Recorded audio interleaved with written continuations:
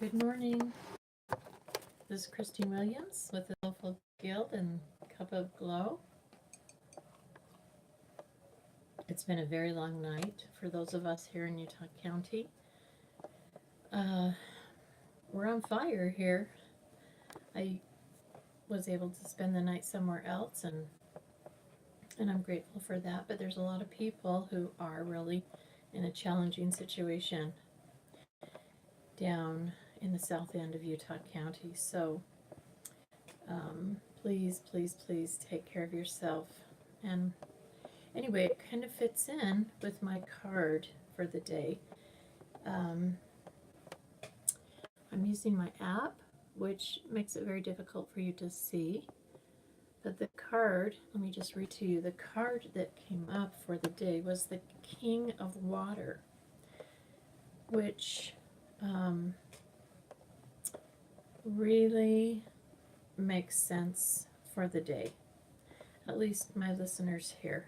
And if you're not here and you're not going through something challenging like this, these fires, you probably will be able to use this information anyway. So this is what it says. Open your heart and mind to those around you. Trustworthy and heartfelt advice, charity work. And I think that's what's happening right now. There's a whole lot of opening and charity and kindness that's going on. And then the other words that go along with the card are this. You're a natural counselor who listens to people and offers them comforting and kind words born of your experiences. Open your mind to the ideas of others and be accepting of those who are different from you. It may be time to volunteer for charity work, to help those who are less fortunate than yourself. Excellent advice may be offered to you by someone you can completely trust. Follow his or her suggestions carefully. Additional meanings: a trustworthy romantic partner, a mediator, cultured interests such as the arts and music, an upsetting member of society. Okay, so there we have several possible meanings, and let me tell you my interpretation of what that card is representing for us here in this area today. A couple of meanings, actually. First and foremost, the first thing that we're dealing with is the fires.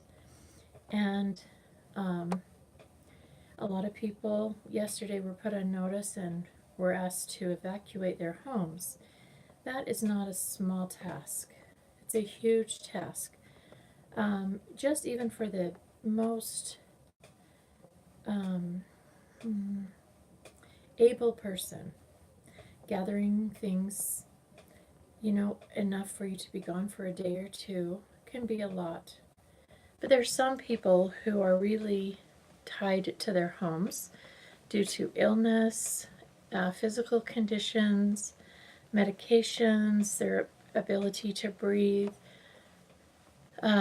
or be mobile. A lot of those situations, and their homes are set up to accommodate them, but when they have to leave their homes, it's very difficult.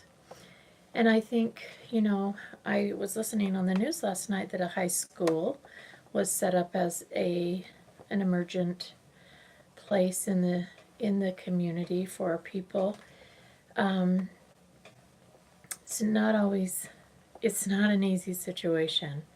It's difficult on all those who are going through that. However, it's a wonderful opportunity for the community and for people to pull together in charity work, kindness, offering up help. And I think that almost more than the physical ramifications of a situation like this are the emotional ones. The fear of what might be happening to their homes, their animals, they're out of sync, lots of different things go on, and people have to cope with those changes, at the same time go on with their day to day. Anyway, so for me, the message of that card is to be kind, to be charitable, to offer and be open to those who are in need. Their situations may be very difficult. My mother opened her home to me, bless her heart, last night because the smoke was just more than I could handle for me. And it's just a small issue for me, but how grateful I am for that assistance. Others may not have people or family that are local. So it's really important that we're just really understanding, that we're kind, that we're available and open to offer the help that is needed. Okay, so this is just a call for us to be compassionate.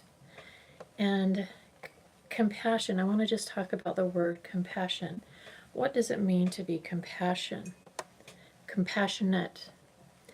And I'm kind of like the dad on the Big Fat Greek Wedding movie who always goes to the root of the word. Come.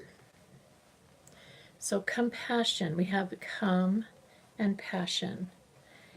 And for me, compassion is coming to the situation with a passionate approach. Passionate is a fiery approach.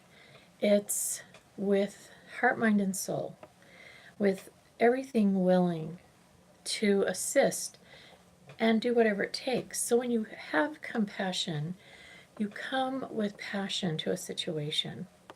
And so today we're being called upon to have compassion for the people in our area.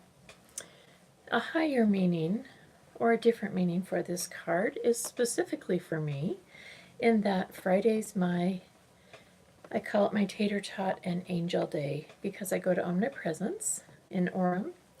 It's a store, a cultural gift store, and I do readings, offer readings and soul coaching today, all day. And it's a wonderful opportunity for me to offer my passion, which is the divine and the spiritual helpers that we have that are all around us.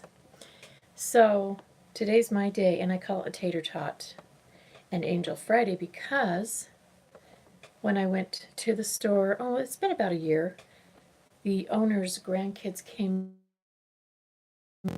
from Taco Time, and they had tater tots, and the smell was so fantastic. Anyway, I never really have been a tater tot eater, but so darlingly, they offered me a tater tot, and I became a tater tot junkie on Fridays.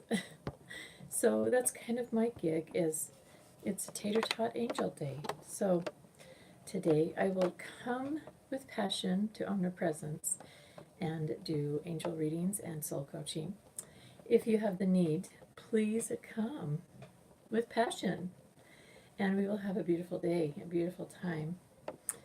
That's a big part of my world, and as I've explained in the past, that I was asked at my near-death experience to use my spiritual gifts, that I wasn't using them.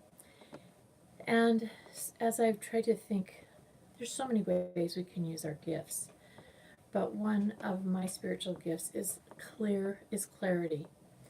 It's clairvoyance, hearing from the other side. And the cards are just a tool for me. The law of attraction pulls information, the cards that are appropriate for you to help you in your situation, and then I get to use my intuition. That's the special part for me. So talk about get to love your job. This is not my job. This is my calling. But just so happens that it's my work, my everyday work. And so on Fridays, that's what I do. And I love it. And so if you're out and about and you would have an opportunity to come by, please do. And I will come with passion to you and your desire or need or assistance. And that will bring me so much joy. So that's the second meaning for this card, the King of Water. On another level, being the king is, and I speak of this when I give readings and to help people understand the meanings behind the cards, because they do have meanings and they do represent things. I'm on my exercise bike, by the way. Part of my, and I don't always come with passion to that, but I sit on a bike that goes nowhere, but it helps. Anyway, so the king is the person who rules the kingdom, right? And he has to have information. He has to know.